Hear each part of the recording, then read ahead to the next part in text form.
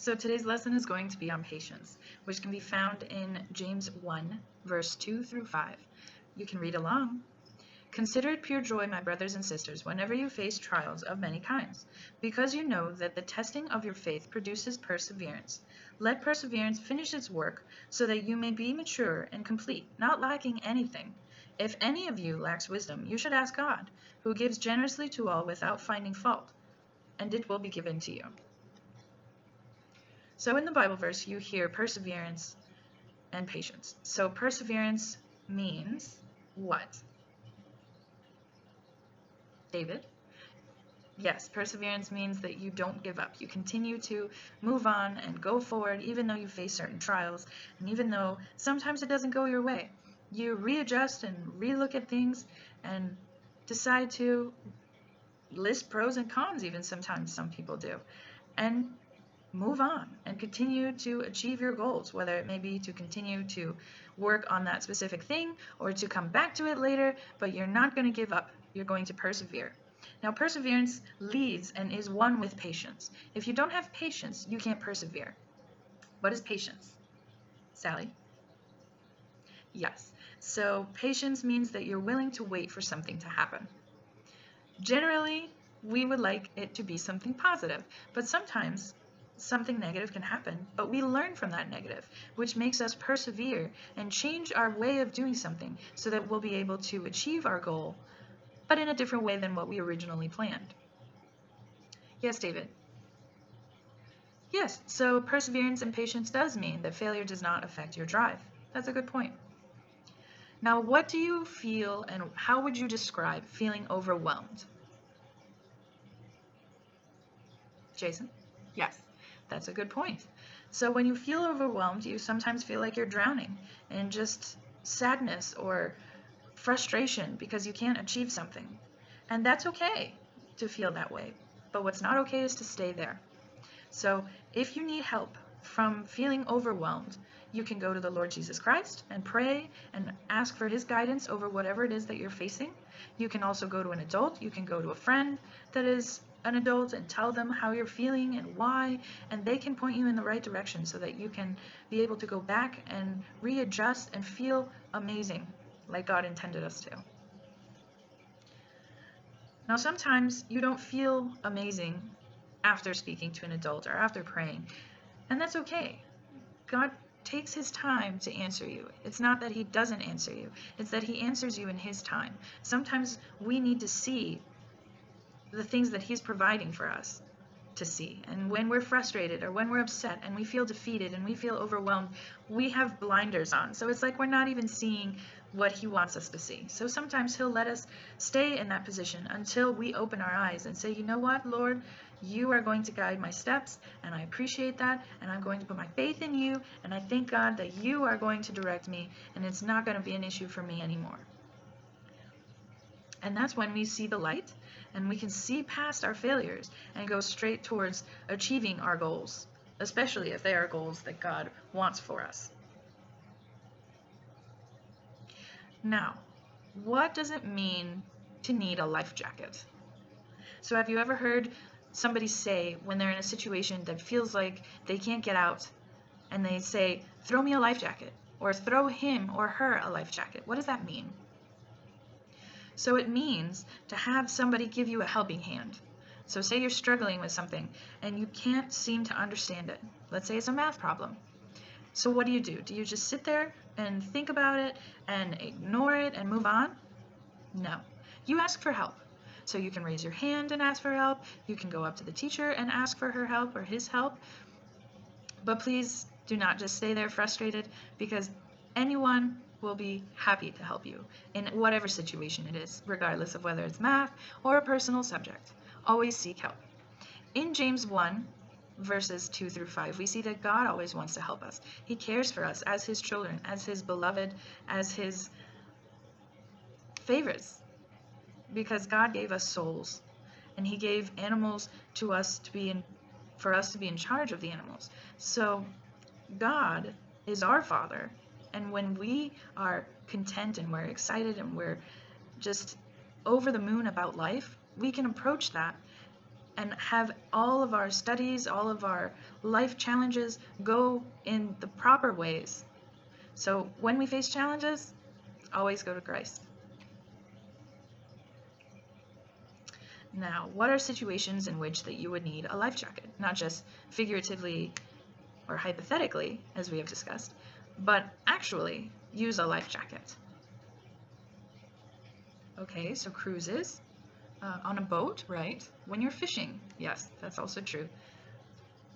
What's another one? So, not many of you have suggested this, but have you ever heard of a life jacket on an airplane? So it's not widely known, but God forbid, if anything were to happen to an airplane, your seat can be used as a flotation device, which is also considered a life jacket. Why do you want to use that? Say you are in the ocean and you have no floaties, you have no tube, how are you going to float? You can lay on your back, but then when the rescue people come, it's going to be hard to detect you. And detect means to see you, right? So the flotation devices, which are also life jackets, they are bright orange. So when the rescue team comes by, they can immediately spot you and know that person needs help. That person is there. They exist. They're not one with the ocean and blending in. But instead you stand out and you say, I need help. And you don't even have to say anything, but your life jacket itself says that.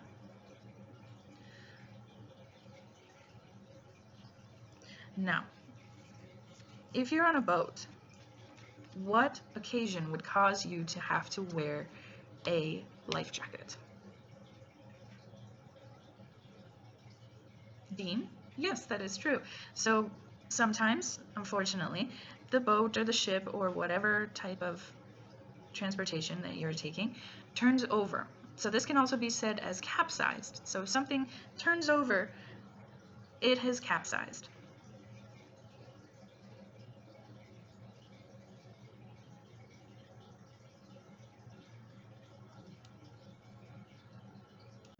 Yes, Danielle, that's a good story. I'm glad you pointed that out. Sometimes when you go fishing, like Danielle with her grandfather, they wear life jackets just so that they can be safe in case they fall out. So that's why God wants us to call out to him, even in the smallest things, because he is our life jacket, and he is the one who helps us through anything and everything. No problem is too big and no problem is too small. So going back to your story, Danielle, what happens if when you're fishing, you don't get a fish on the first try? Danny? Yes, that is true. You just try again. You get another worm, you get another shiny object to attract the fish. In your tackle box, you maybe find something that the fish would be interested in. Maybe sometimes you have a sandwich and then you go back to it. So that means that you're not frustrated, you're not upset about it, you're not defeated and overwhelmed, but instead you're waiting and you're going to go back to it and approach it in a different way. That's true. So something that is similar in academics would be the scientific method. So the scientific method, you never actually give up what you're doing. You just find new ways to do it. Say it didn't work the first time. So what do? You go back and you reevaluate what's happening, how you can figure out that it might work better, and that's your hypothesis. So it's an educated guess. So if it didn't work the first time, what could be done that would make it actually work the second time?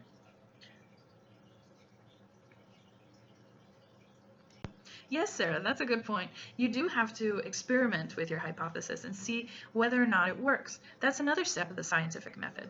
So far we have a question that came from an observation. Then you have the hypothesis, which is an educated guess. Then you have the experiment. What do you do during an experiment? Shane? Yes, you observe during the experiment. So you're seeing if whether your hypothesis, which was your educated guess, is actually going towards the truth or whether or not it's not quite working out. So that would be the question based on the observation, the hypothesis of an educated guess, the experiment, which tells you whether your educated guess and your question are the correct ones to be asking, and your observing. So after you observe and you have your questions and you do your experiment, what is happening? Are you going to record the information or are you going to forget the information? Yes, Stephanie. you are going to record the information. So we have question, hypothesis, experiment, observe, record. Now what do you do after all of those have occurred? So after you do all of those steps, what happens? Sarah. Yes, you come to the end of your experiment of the scientific method.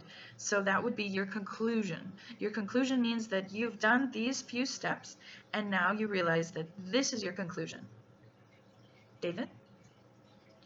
No, you're right. You're right. That is a good question. So your conclusion does not always have to be positive. It doesn't always have to say that, yes, you were right. Sometimes it could be, you know what? You made a question, you had an educated guess of a hypothesis, you did your experiment, you observed, you recorded, and still it didn't happen. So you would record all of that, and that would be your conclusion, saying these things happened, but it didn't occur. So that would mean your hypothesis was wrong, and you start over again, and you reevaluate things. For example, let's do an example with everyone, okay? So most people, how many people in their homes have indoor plants? Those are plants that don't go outside, but they stay inside. Now, what do you do to keep them alive? Yes, you water them. You also use special dirt. Yes, that's a good point. So let's look at watering them. Do you water them every day? Do you water them every other day? Okay, so watering every day. Say you don't want to water them every day. You want to water them once a week. So your observation would be that you're watering them constantly and you don't want to do that. So your question would be, can I do something that would make me not have to water them every day? Now your hypothesis could be, if you use a string from the potted plant and put that into a bucket of water, would the water go up the string into the plant? And that way you would not have to water the plant every day, but it would water itself. Now the experiment would be to actually do that. You would get your plant, and then you would get a bucket of water or a cup of water, and then you would attach the string to the water in the bucket, in the cup, and then at the other end you would have the string go into the plant. Now what does that remind you of? Irene?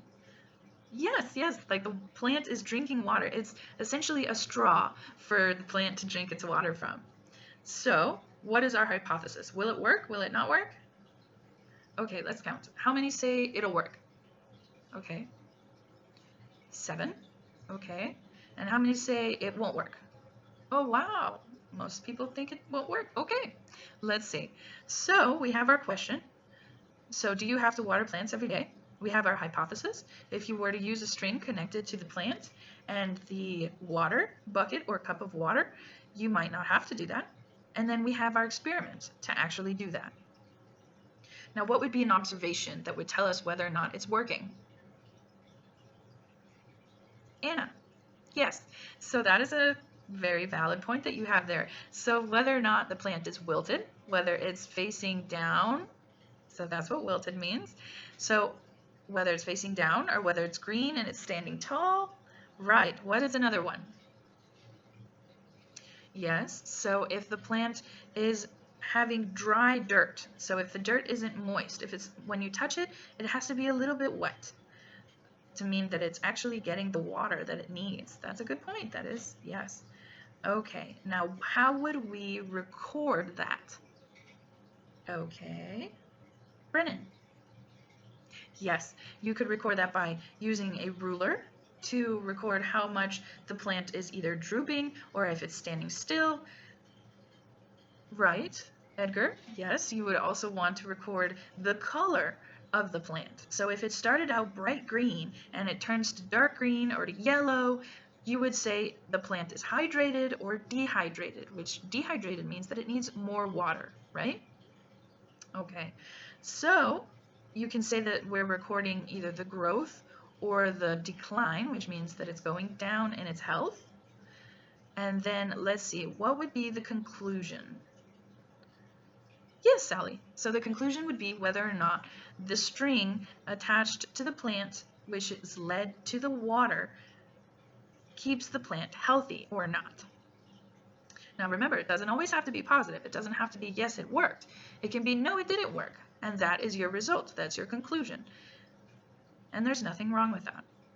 So now we're going to review and let you all do it on your own, okay? So we're going to start to do a project, a class activity, better said, about Fred. So our friend Fred was on a boat and he happened to fall off. So here are the student instructions. Can you save Fred? So let's talk about the background. What was happening to Fred at the time and why do we have to save him? So Fred is a friendly worm who took his boat out to the lake one day.